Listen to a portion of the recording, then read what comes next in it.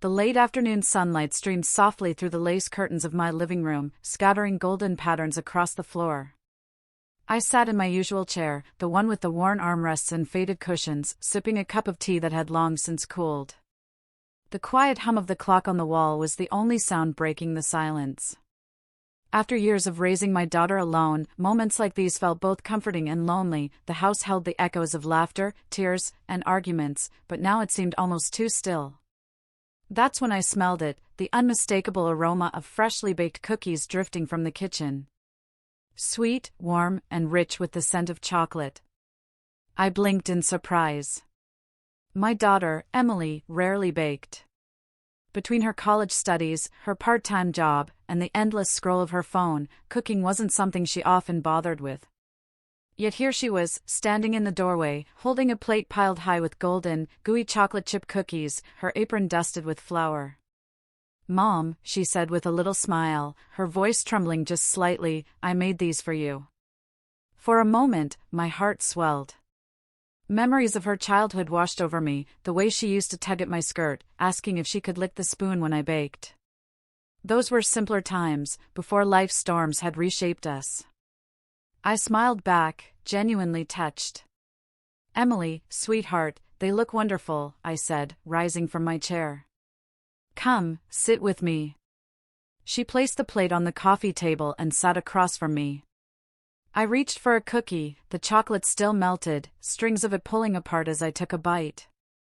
Sweetness filled my mouth, but beneath it, I caught something else, not in the cookie, but in the air. A heaviness. My daughter's smile wavered, her eyes flickering with something I couldn't name, fear, guilt, maybe even sorrow. "Is everything all right?" I asked, wiping crumbs from my lips. She hesitated. Her hands twisted together in her lap, her fingers trembling. For a long moment, she didn't answer. Instead, she stared at me as though she were memorizing my face, as though she weren't sure how much longer she could bear to look.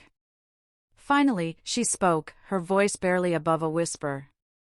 "Mom, I need to tell you something. But I don't know if you'll forgive me."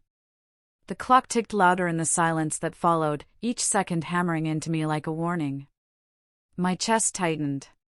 "What do you mean, Emily?" I asked gently, trying to steady my voice. Her eyes filled with tears, but she blinked them back. "Please, just promise me you won't hate me after I say it." Hate her? The very idea felt absurd. She was my daughter, my only child, the person I had sacrificed everything for. I reached out, taking her trembling hands into mine.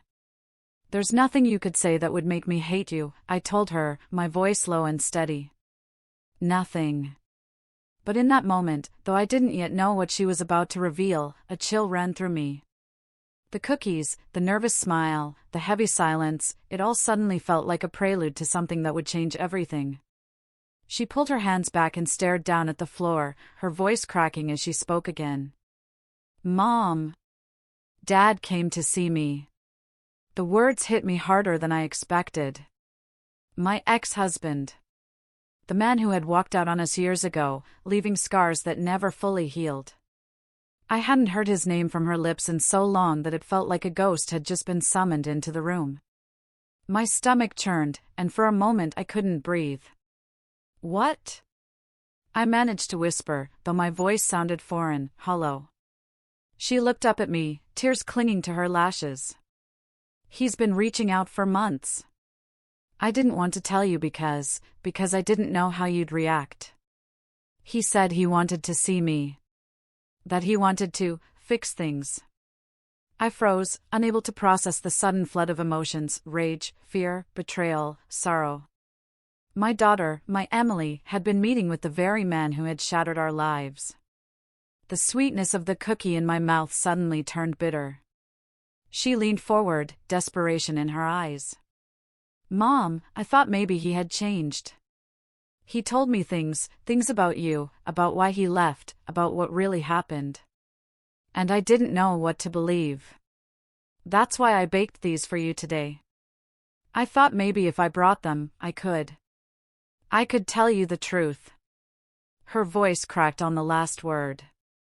I felt my heart sink deeper and deeper, like a stone plunging into water. What lies had he fed her? What poison had he poured into her heart? And why now, after all these years, did he dare to return? The plate of cookies sat between us, sweet and warm, but suddenly they seemed like a cruel symbol, of trust tainted, of innocence corrupted. I reached for her hand again, but this time she pulled away, shaking her head. Her eyes were filled with conflict, as if love for me and loyalty to him were tearing her apart. "Emily," I whispered, my throat tight, "what exactly did he tell you?" She hesitated, her face pale, her lips trembling. Then she whispered the words that would begin to unravel everything I thought I had rebuilt. "He said you were the reason he left us, and that you've been lying to me all these years." Her words didn't just cut into me, they lodged there, sharp and unrelenting. "He said you were the reason he left us, and that you've been lying to me all these years." For a moment, I couldn't speak. My throat closed, my chest felt like it was caving in, and I stared at my daughter as if she had just spoken a language I couldn't understand. I wanted to shake my head, to laugh bitterly, to tell her it was impossible, but my body betrayed me. I sat frozen, staring into the eyes of the child I had raised, the child who now looked at me like a stranger.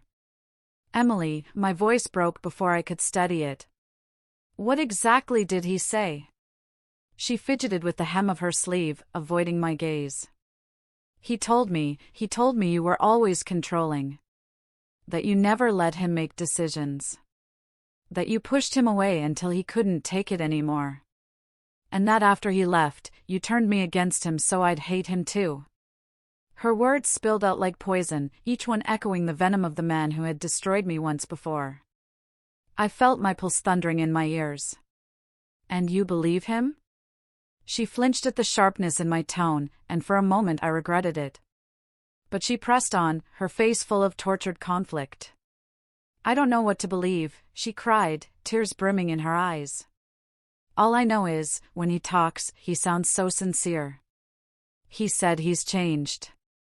That he regrets everything.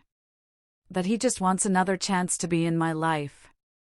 And part of me," her voice broke, "part of me wants to believe him." My heart twisted painfully. This was my daughter, my flesh and blood, torn between the mother who raised her and the father who abandoned her. How could I blame her for wanting to believe him? Children always crave the love of both parents, no matter how undeserving one may be. But still, hearing her question me, doubt me, cut deeper than any wound I had ever endured. I took a breath, trying to steady the storm inside me. "Emily, listen to me. Your father," the word felt bitter on my tongue. "He left us because of his choices. Not mine. He cheated. He lied. He broke every vow he ever made. I never turned you against him. I never had to. He did that all on his own." But Emily shook her head, pressing her hands over her ears as if my words burned. "That's not what he said. He told me you'd say that. He said you'd twist the truth so I'd think he was the villain. He said you've hidden things from me, that there's more to the story than I know." I felt as though the air had been sucked out of the room. My ex-husband, always cunning, always manipulative, had prepared her for this moment. He knew me well enough to predict my defense, to turn even my honesty into ammunition against me. The cookies on the table sat untouched now, cooling, forgotten. They seemed mocking, a cruel contrast to the storm unraveling in my living room. I leaned forward, forcing myself to speak calmly even as my hands trembled. "Emily, did he tell you why he left us with nothing? Why I worked 3 jobs just to keep a roof over our heads? Did he tell you about the nights you cried yourself to sleep asking why Daddy wasn't there?" Her eyes darted away, guilt flickering across her face. He said he couldn't be there because you drove him away. He said you made him feel worthless. That you," she swallowed, "that you ruined his life." The rage in me flared hot and violent, but I swallowed it down. I couldn't explode. If I did, I'd only prove his lies right in her eyes. Instead, I forced myself to whisper. Emily, your father is very good at making people feel sorry for him. That's how he survived his entire life, twisting the truth so he looks like the victim. Her lips quivered. So you're saying he lied to me? I hesitated. The weight of this moment pressed down on me. If I pushed too hard, she'd run straight to him. If I stayed silent, she'd believe his poison. Yes, I finally said, my voice firm. He's lying. And if you let him, he will drag you down the same way he tried to drag me. For the first time, I saw anger flash in her eyes, not at him, but at me. You don't know that. People can change. I stared at her, my heart breaking. And do you truly believe he has? Silence stretched between us. She wiped at her tears and whispered, I don't know. That answer was worse than anything else. The room suddenly felt smaller, darker. The air was heavy with tension, as though the very walls were listening. My daughter's voice, once filled with laughter and warmth, now trembled with doubt and conflict. I reached out, wanting to hold her, to protect her from the storm she didn't yet understand. But she pulled away, standing up so quickly the plate of cookies rattled on the table. I need some air, she said, her voice shaking. I can't do this right now. Before I could respond, she rushed to the door, pulling on her jacket. I heard the door slam, the echo reverberating through the empty house. I sat there in the silence, the clock ticking endlessly, the smell of cookies still lingering like a cruel reminder. My hands shook as I picked one up, staring at the golden edges, the sweetness that now seemed tainted. For years I had built a fragile peace, raising Emily, protecting her from his shadow. But now he had returned. And not through me. Through her. The thought chilled me to my bones, he wasn't just back. He had found a way inside my home, inside my daughter's heart, without ever stepping foot across the threshold. And if I didn't stop him, he would destroy everything. Again. The house felt emptier after Emily stormed out. I sat in the silence, my fingers pressed against the cool surface of the coffee table, staring at the half-eaten cookie like it was some kind of omen. The clock ticked relentlessly on the wall, and with each second, I felt my chest tighten. My daughter had walked away from me, not because she wanted to, but because he had found his way back into her heart. And with that realization came a flood of memories I had worked for years to bury. Memories of him. I leaned back into my chair, closing my eyes, and I was transported to another time, a time when I was younger, hopeful, and foolish enough to believe his promises. When I first met David, he was charming in a way that felt dangerous but irresistible. His smile was easy, his words smooth, and his attention intoxicating. He made me feel like I was the only person in the room whenever he looked at me. I was a young woman, full of dreams but not yet hardened by disappointment.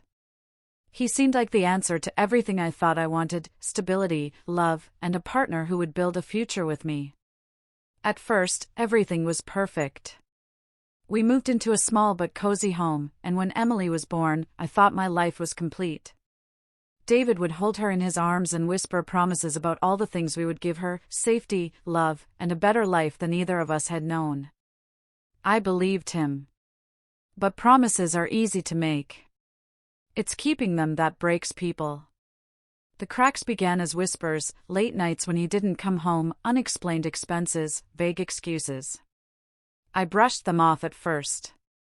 I told myself he was working hard, that the stress of fatherhood was weighing on him. But deep down, I knew. The perfume on his shirts wasn't mine.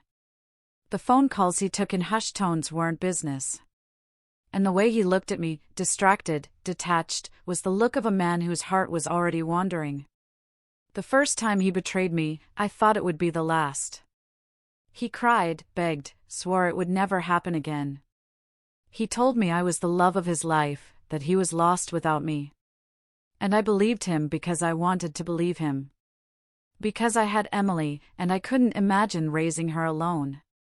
But betrayal has a way of repeating itself, like a poison that spreads quietly until it consumes everything.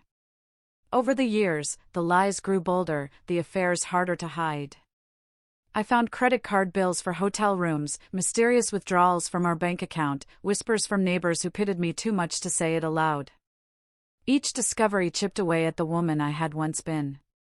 And each time, he twisted the story so skillfully that somehow, I ended up doubting myself. "You're too controlling," he would say when I confronted him. "You don't appreciate me. You make me feel worthless." Words that cut deeper than his infidelity. Words that made me wonder if maybe I was the problem. Until the day he left. He didn't pack a suitcase in front of me or give me a chance to stop him. He simply vanished, leaving a note that said, "I can't do this anymore." No explanation. No apology. Just abandonment. And worse than his absence was the mess he left behind.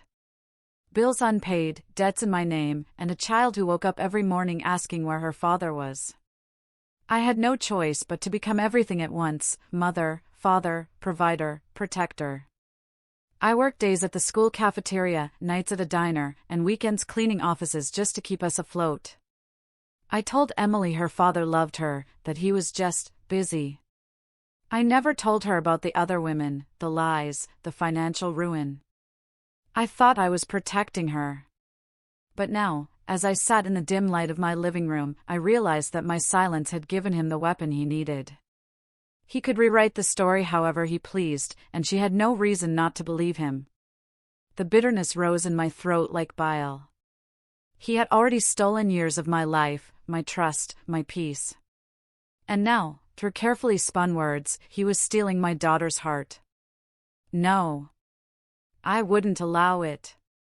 I rose from my chair and walked to the cabinet in the hallway where I kept a box of old papers, a box I hadn't touched in years. My hands shook as I pulled it down, dust scattering into the air. Inside were the fragments of a life I had tried to move past: legal documents, court filings, overdue bills, and letters from attorneys. Evidence of the man David truly was. I pulled out one envelope, yellowed with age. It was the court order from the time he tried to dodge child support, claiming he had no income while secretly funneling money through another woman's bank account. I remembered the humiliation of standing in that courtroom, the anger when I saw his smug face as he tried to paint me as greedy. Another folder contained bank statements with withdrawals for hotels and jewelry I never received. Proof of the life he lived while I broke my back to feed our daughter. I flipped through the papers, each one reopening wounds but also reigniting something else inside me, a fire I hadn't felt in years. David hadn't come back for love. He hadn't come back for Emily. He had come back for revenge. To use her as leverage against me, to poison her against me so he could break me all over again. But this time, I wasn't the naive woman he left behind. This time, I had the scars to remind me of what he was capable of. And if he thought he could use my daughter as a pawn in his twisted game, he was about to learn that I had learned to play too. As the clock struck midnight, I packed the documents back into the box and locked it away again. My hands were steadier now, my mind sharper. Emily was hurting, confused, torn between us. She didn't yet see the danger her father posed.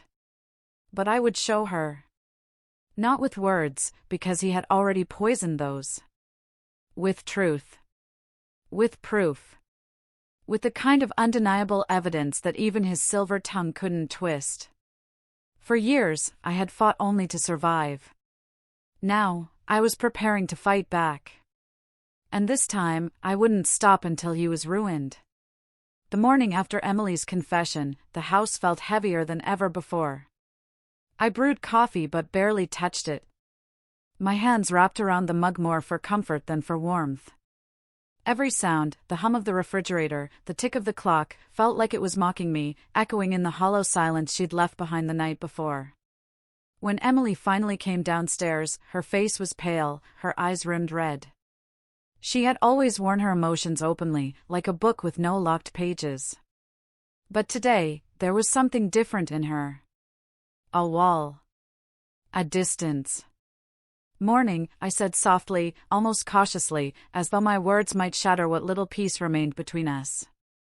Morning, she replied, her voice clipped. She moved quickly, grabbing a piece of toast and pouring herself coffee, avoiding my eyes. It wasn't anger exactly. It was worse. It was detachment. I watched her sit at the table across from me, scrolling through her phone.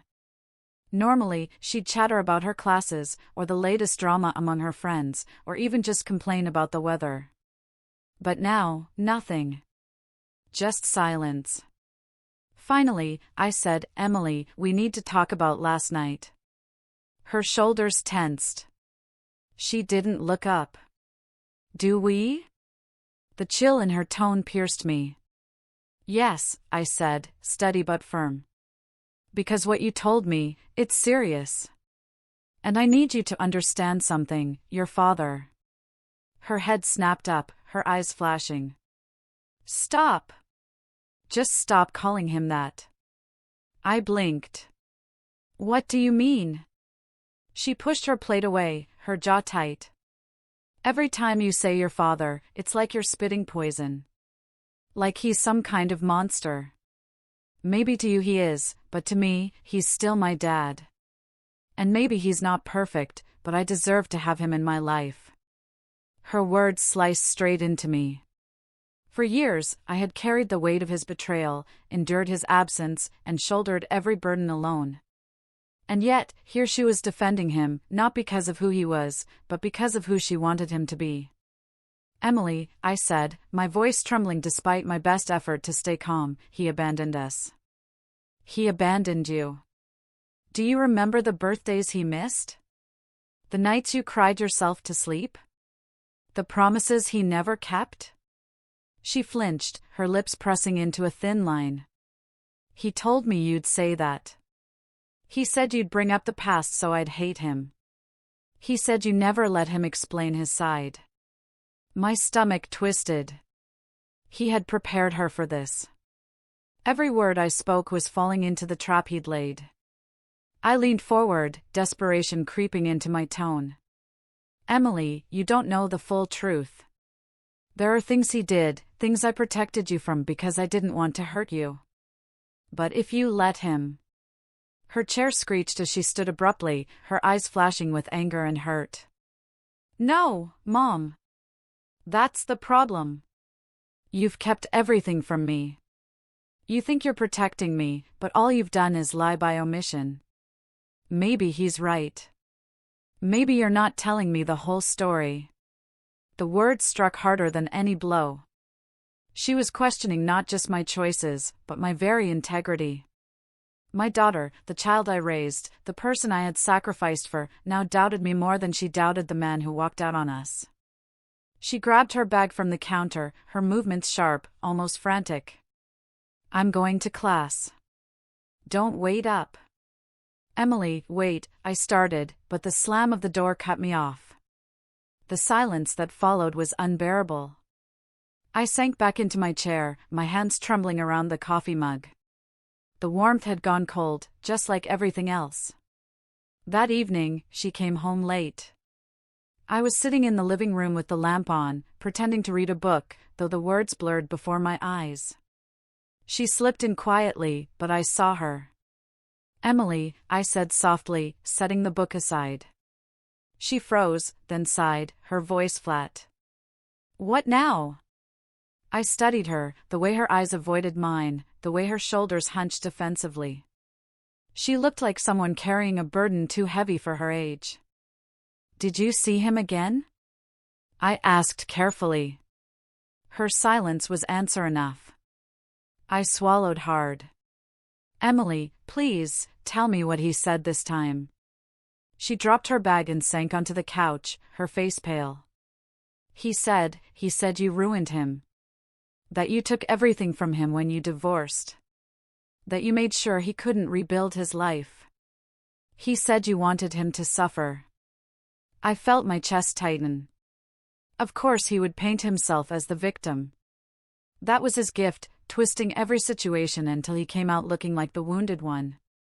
"That's not true," I said firmly. "The truth is..." She cut me off, her voice rising. "But how do I know what the truth is?" You tell me one thing, he tells me another. And I'm stuck in the middle, not knowing who to believe. Her words cracked, her voice breaking into sobs.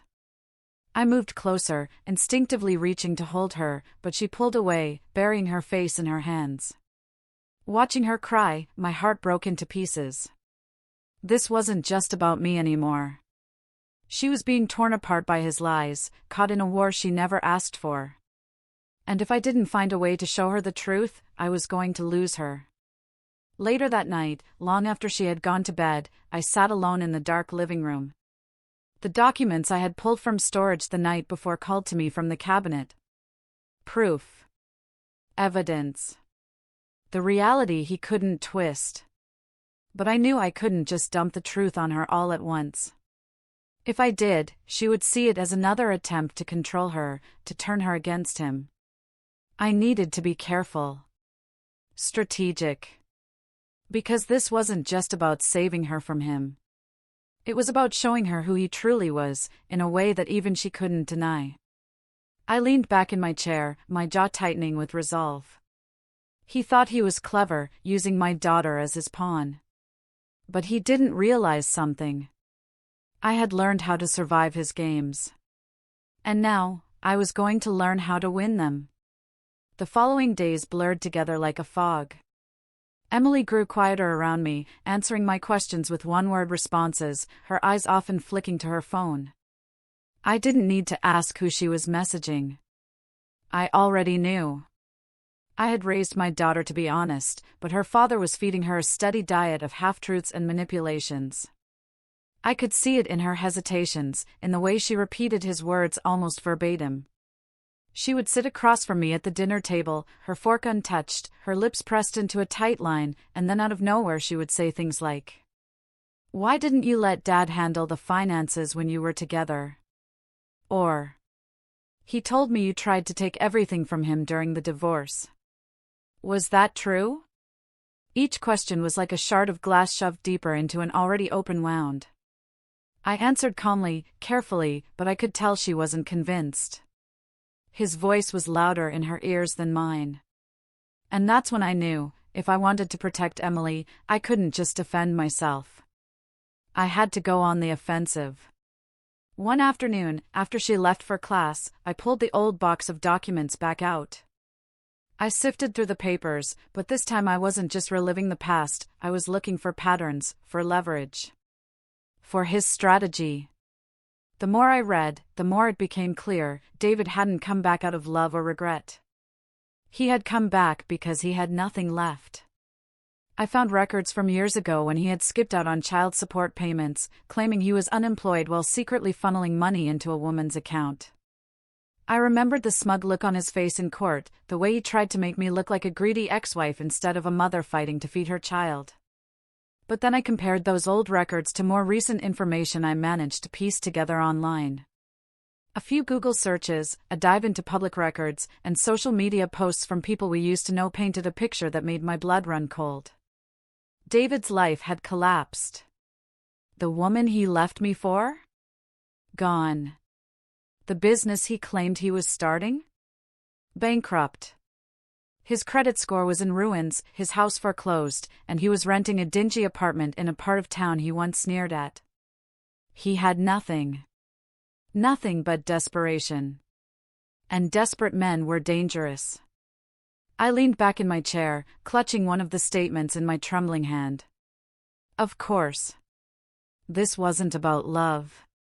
It wasn't about reconnecting with Emily. It was about him clawing his way back into our lives because he needed us, or rather, what I had built without him.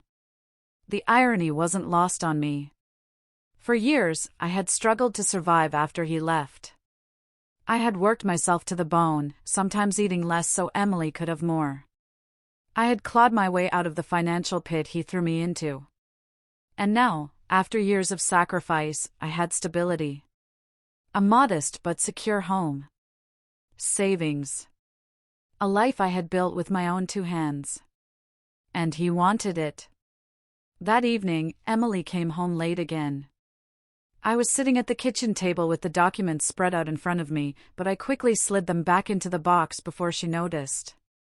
She looked tired, conflicted, and yet guilty. "How was your day?" I asked, trying to sound casual. "Fine," she muttered, dropping her bag by the door. I hesitated, then asked softly, "Did you see him?" She stiffened. "Why does it matter?" I bit back the urge to snap. "Because I care about you. Because I need to know what he's telling you." She turned, her eyes flashing with anger. "He's telling me the truth. That you ruined him. That you took everything in the divorce. That you've made it your mission to keep him out of my life." I inhaled sharply. There it was, the script he had given her, spoken almost word for word. "Emily," I said, my voice trembling but steady, "he's using you. He doesn't care about reconnecting. He wants to hurt me, and he's doing it through you." Her lips quivered, but she shook her head. "You don't know him anymore. People can change." I studied her face, the conflict warring in her eyes. She wanted to believe him, but somewhere deep down she knew something was wrong. I could see it. I softened my tone. "Maybe. But people like him? They don't change. They adapt. They manipulate. They take until there's nothing left. That's who he is." She didn't respond. Instead, she stormed off to her room, slamming the door behind her. I sat there in the silence, staring at the closed door. He was winning. Slowly, carefully, he was turning her against me. And I couldn't let that happen. That night, I couldn't sleep. I lay awake staring at the ceiling, listening to the faint sound of Emily's footsteps pacing upstairs. She was as restless as I was. Around midnight, I got up and went back to the kitchen. I opened the box again, spreading the documents across the table. Old bank statements. Legal filings. Letters from attorneys. All evidence of the man David truly was. But it wasn't enough to just tell Emily. She needed to see for herself. And then it struck me, if he was desperate enough to come back into our lives, desperate enough to poison Emily against me, then he was desperate enough to make mistakes. If I could find proof of what he was really after, financial gain, revenge, control, I could show her the truth in a way she couldn't ignore. I would need to dig deeper. I would need help. I thought of Sandra, an old friend who had once worked as a paralegal.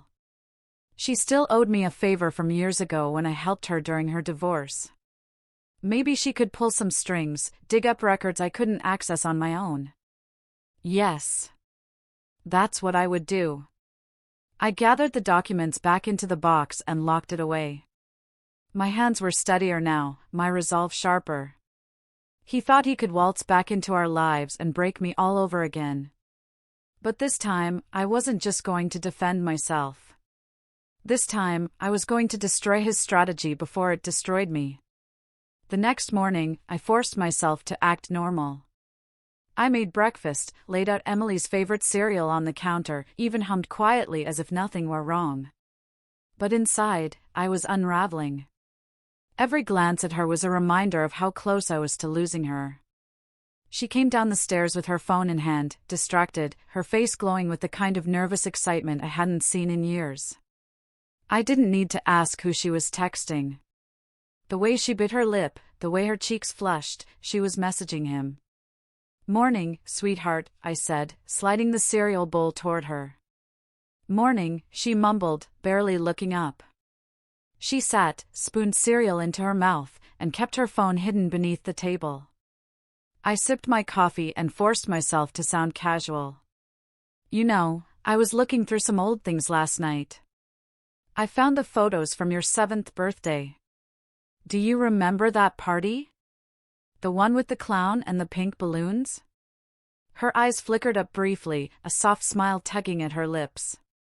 "Yeah. I remember." I leaned forward just slightly. "Do you remember who wasn't there?" Her smile faltered. She pushed her cereal around with her spoon. Mom, don't. But I wasn't accusing. Not this time. I kept my tone gentle, like a mother reminiscing. I just thought it was sad. You waited all afternoon for him. You kept asking when Daddy was coming. I told you he'd try, but I let the memory trail off. Her hand froze on the spoon. For a split second, I saw it, doubt. Pain. Then she shook her head, her walls going back up. He told me he wanted to come. He said you wouldn't let him. I forced a smile, though it stung. Of course he'd say that. But I remember tucking you into bed that night.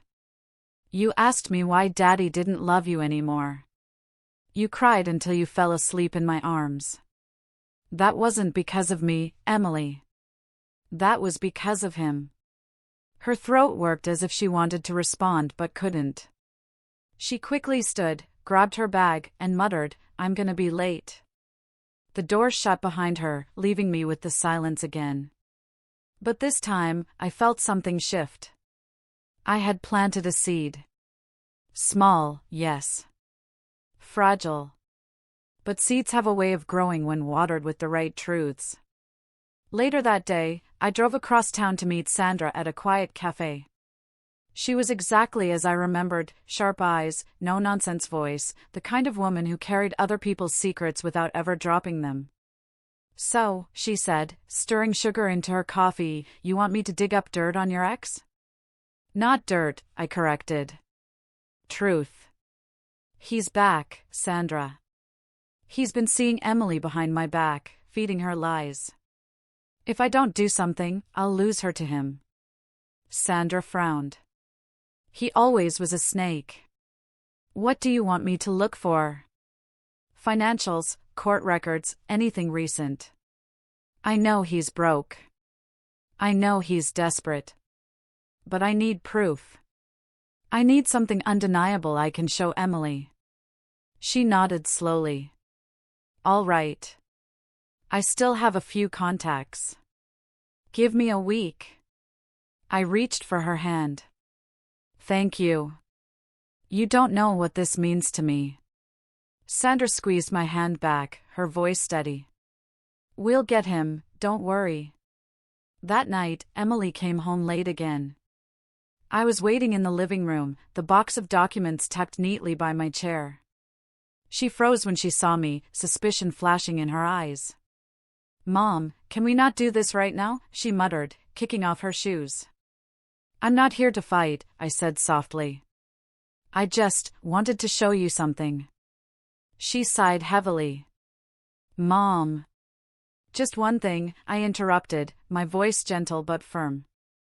I pulled out a faded envelope and handed it to her. "Read it." She hesitated, then opened it. It was a court order, dated years ago, where her father had been caught funneling money to another woman to avoid paying child support. His signature was scrawled at the bottom. Her eyes scanned the page, her brows furrowing. "What is this?" "The truth," I said simply. "He didn't leave because of me, Emily. He left because he didn't want to take responsibility. He lied to the court, lied to me, and lied to you. I never told you because I didn't want to ruin your image of him. But if he's telling you stories, then you deserve to know the facts." She stared at the paper for a long time, her lips trembling. Then she shoved it back at me, her voice shaking. "He said you'd show me things like this. He said you'd try to make him look bad." I swallowed hard. "Emily." "No," she snapped, tears in her eyes. "I don't know what to believe anymore." She ran upstairs, slamming her door so hard the picture frames on the wall rattled. I sat there, staring at the envelope in my lap. For a moment, despair threatened to swallow me. But then, through the ache, I realized something important: she hadn't denied it. She hadn't said it was fake. She had read it. She had seen it. The seed was growing. The days that followed were a careful dance. I didn't bombard Emily with accusations or papers. I let the silence do its work. Occasionally, I would drop a memory, not as a weapon, but as a reminder. Remember the time you waited at the school play for him? How you cried when he didn't show? Remember when I sold my wedding ring so you could go on that field trip? Do you think he even knew? Every word was calculated. Not to control her, but to nudge her toward the truth. At the same time, Sandra began sending me updates. Records of unpaid debts. Lawsuits. Even whispers of gambling. David wasn't just broke, he was reckless. And reckless men only grow more dangerous when cornered. One night, I sat at my desk staring at the pile of evidence Sandra had sent me. My hands shook as I realized the scale of what I was up against. He wasn't just trying to reconnect. He was trying to rebuild his life by tearing mine apart. And if I didn't stop him soon, Emily would be the one paying the price. As I turned off the lamp and headed to bed, I whispered to myself. You've taken everything from me once, David. But this time, I'll take everything from you. For the first time in years, I didn't feel powerless. For the first time, I felt the sharp edge of revenge forming. The weekend came, cold and gray, the kind of weather that seeps into your bones. Emily told me she was going out, and though she didn't say where, I didn't need to guess. She had that look in her eyes, the one she always wore when she was bracing herself for something she knew I wouldn't approve of. I didn't stop her. I couldn't. She was grown enough to make her choices, but still young enough to not see the danger in them. All I could do was wait, the clock ticking louder with each hour she stayed away. By late evening, I heard her key in the lock. She came in quietly, like she didn't want to be heard. Her coat was damp from the rain, her hair clinging to her face. She looked haunted. Emily? I said softly from the couch. She jumped slightly, then forced a smile that didn't reach her eyes. Oh, hey, Mom. You're still up? I studied her closely. Her voice was tight, her eyes swollen. Something had happened. I couldn't sleep, I admitted. Did you see him? She hesitated, then nodded slowly. Yeah. I saw him. She disappeared upstairs before I could ask more, but I didn't push. Something in her face told me she wasn't ready to talk. Not yet. What I didn't know then was that Emily had heard more than she ever expected. She had gone to meet David in a small diner on the edge of town. At first, he was the same as always, all smiles, warm words, the kind of charm that wrapped around her like a blanket. He ordered her favorite dessert, asked about her classes, even brought up childhood memories she barely remembered. But then he excused himself to take a phone call. He stepped outside into the rain, and Emily, curious, followed after a few minutes. She hadn't meant to eavesdrop. She had only wanted to see if he was okay. But when she heard his voice just around the corner, sharp and venomous, she froze. No, listen to me, he hissed into the phone. It's only a matter of time. The girl is hooked. She's starting to question everything her mother ever told her. Once she's fully on my side, I'll have access to what I need. Emily's heart dropped. She pressed her back against the wall, her hands trembling. She's my ticket, David continued. Her mother's got savings now, a house, stability. Everything she has is because of me, and I'll make damn sure she loses it. Once Emily trusts me, it'll all be mine. I'll drain her dry, just like before. This time, I'll leave her with nothing. Emily's breath caught in her throat. Her father's voice was sharp, mocking, dripping with contempt. Yeah, of course the kid doesn't suspect a thing, he sneered. She thinks I'm back because I love her. Pathetic. But she's the key. Through her, I'll crush that woman for good. Emily stumbled back, her chest heaving. Her father's words, the man she had longed for, defended, believed in, felt like knives tearing into her. She barely remembered walking back inside, barely remembered sitting across from him as he returned with a smile plastered across his face, acting as though nothing had happened. She had smiled weakly, eaten a few bites of dessert, and made an excuse to leave early. But inside, she was crumbling. All night, I heard her pacing upstairs, her footsteps restless, frantic. I wanted to knock on her door, to demand she tell me what was wrong. But I held back. She needed to come to me when she was ready. The next morning, she came downstairs looking pale, her eyes shadowed from lack of sleep. She poured herself coffee and sat in silence, staring at the steam rising from the cup. "Emily?" I asked gently. She looked at me, her lips parting as if she wanted to say something. But then she shook her head. "Nothing. I'm just tired." Her voice cracked on the last word. I leaned forward, lowering my tone. "Sweetheart, whatever it is, you can tell me. You don't have to carry it alone." Her hands tightened around the mug. For a moment, I thought she would spill everything. But then she swallowed hard and whispered, "I can't, not yet." She stood abruptly, her chair scraping against the floor, and left the room before I could press further. For the rest of the day, I watched her carefully. She was quieter than usual, her phone untouched on the counter, her appetite gone. She kept looking at me with this expression I couldn't read: guilt, shame, maybe fear. That evening, I went into her room to check on her. She was sitting on her bed, staring at the floor, tears streaming down her cheeks. "Emily," I whispered, sitting beside her. She looked at me, her face crumpling, but instead of confessing, she threw her arms around me, sobbing into my shoulder. "I'm sorry," she whispered over and over. "I'm so sorry." My heart ached, but I stroked her hair gently. "You have nothing to be sorry for, sweetheart." But deep down, I knew. She had seen the truth. She had heard it. And now she was drowning in the guilt of having doubted me, of letting him come between us. That night, as I lay awake in my bed, I felt a shift in the air. The balance of power was changing. Emily wasn't ready to speak yet, but the illusion her father had built was cracking. He had overplayed his hand. His arrogance, his greed, they had given him away. Now Emily knew the truth, even if she couldn't admit it yet.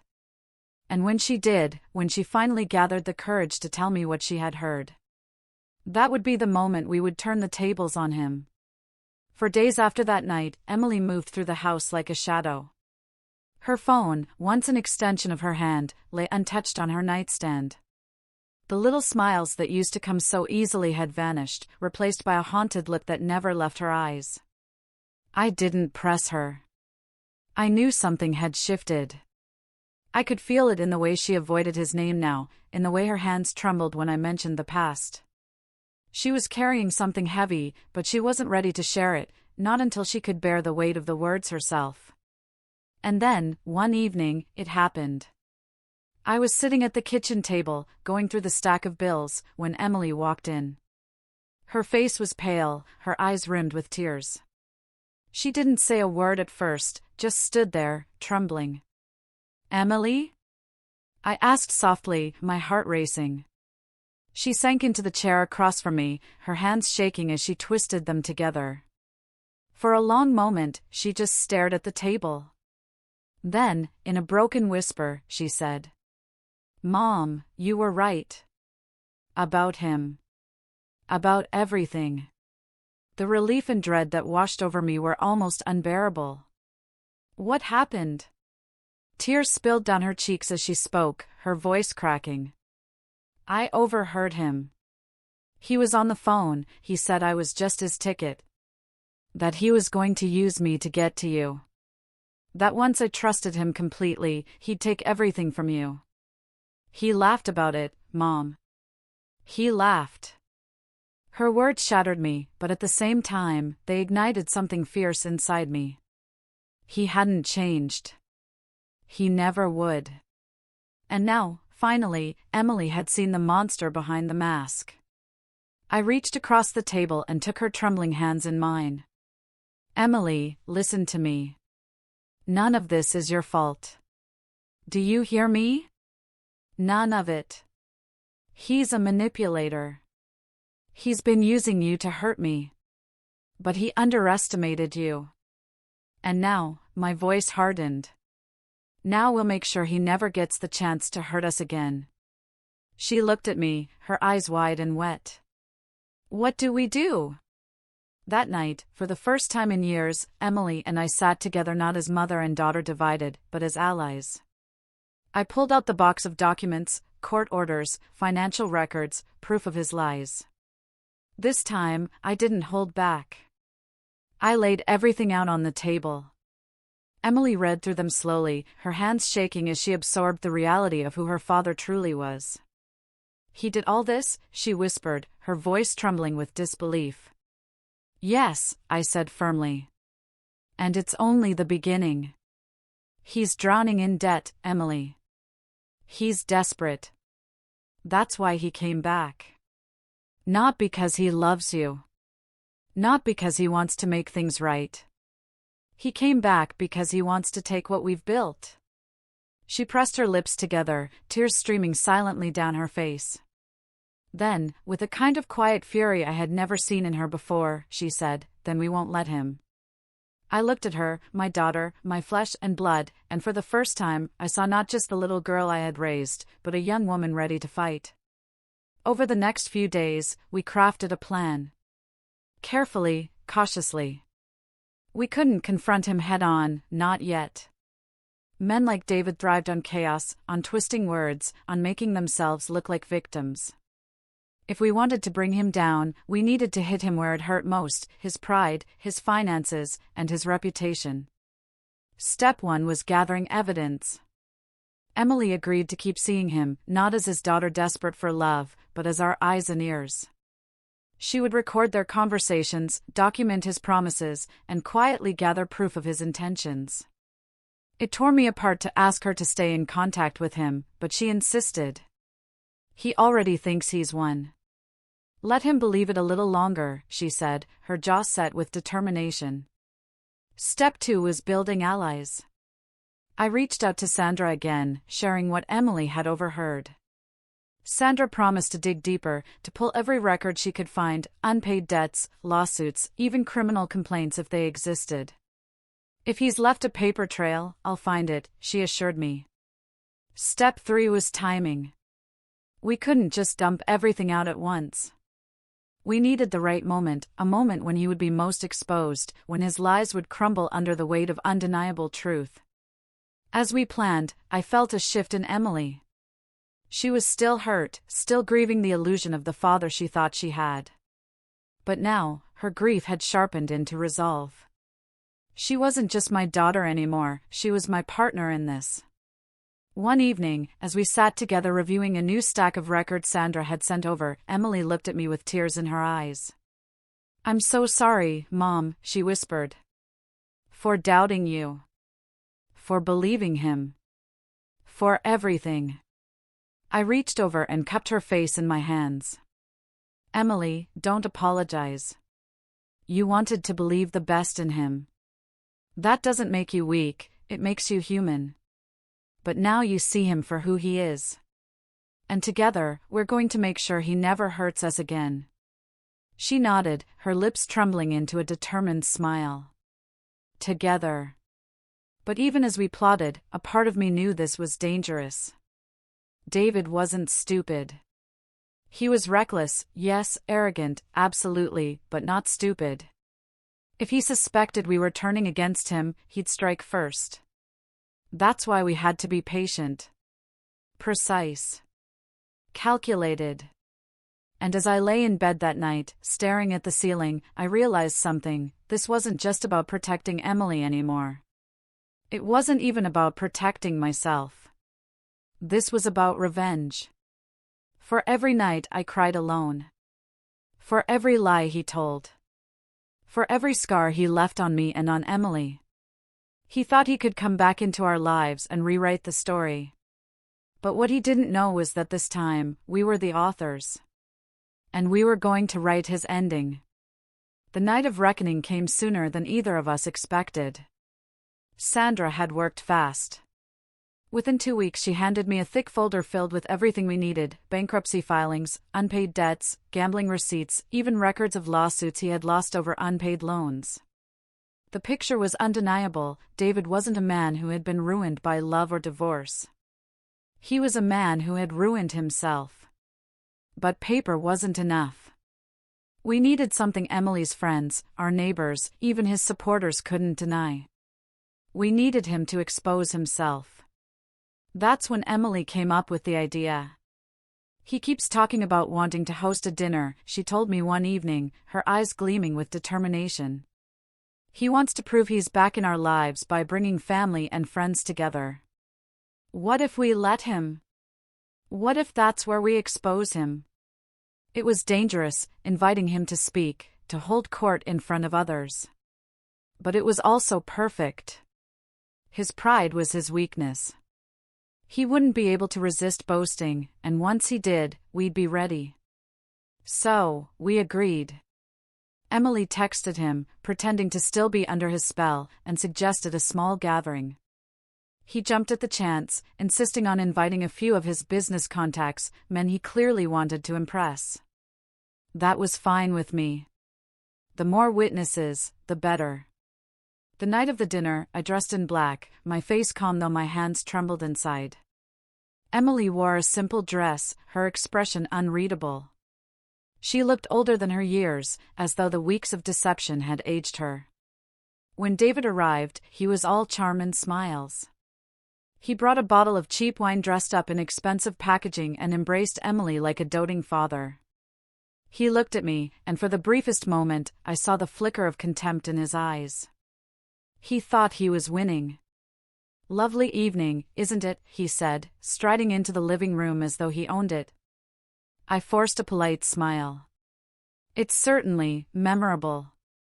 Guests trickled in, a few of Emily's friends, some neighbors, and, to my surprise, 2 men in sharp suits who hovered near David like vultures circling their prey. Clearly, they weren't friends. They were creditors, men who had loaned him money and were now sniffing for repayment. Perfect. Dinner began smoothly enough. David held court at the table, spinning stories about his business ventures, his second chance at life, and how proud he was to be reconnecting with his daughter. Emily played her part beautifully, smiling when she had to, nodding at the right moments, but keeping her phone angled just enough to record every word. It wasn't long before his arrogance got the better of him. "You know," he said loudly, swirling his glass of wine, "none of this would have been possible without Emily. She's my golden girl. Through her, I'm finally getting back what I deserve." A murmur ran around the table. Emily stiffened, glancing at me. I gave her the slightest nod. This was it. "Dad," she said softly, her voice shaking with practiced innocence, "what do you mean by that?" He laughed, leaning back in his chair. "Oh, sweetheart, you don't understand yet. You're my ticket back to the life I lost. Your mother thinks she can keep everything from me, but she can't. Not when I've got you." The room went silent. Every face turned toward him. Even his so-called business contacts shifted uncomfortably. Emily's hand trembled as she set down her fork. "So, you don't actually care about me? You're just using me?" For a moment, panic flickered across his face. Then he smirked, doubling down. "Don't be naive. Everyone uses everyone. That's how the world works. And if your mother hadn't ruined me, I wouldn't have to claw my way back through you. It's just business." Gasps filled the room. My neighbor, Mrs. Turner, whispered something to the woman beside her. The men in suits exchanged knowing looks. And I, finally, rose from my chair. "Thank you, David," I said calmly, my voice carrying over the stunned silence. "That's all we needed to hear." He blinked, confusion flashing in his eyes. "What are you talking about?" I held up my phone, the screen still recording. "Every word you just said is on video. Your lies, your manipulation, your threats. You've exposed yourself. Emily stood too, her voice trembling but strong. I heard you that night, Dad. I heard you laughing about using me. I wanted so badly to believe you, but now everyone knows who you really are. David's face paled.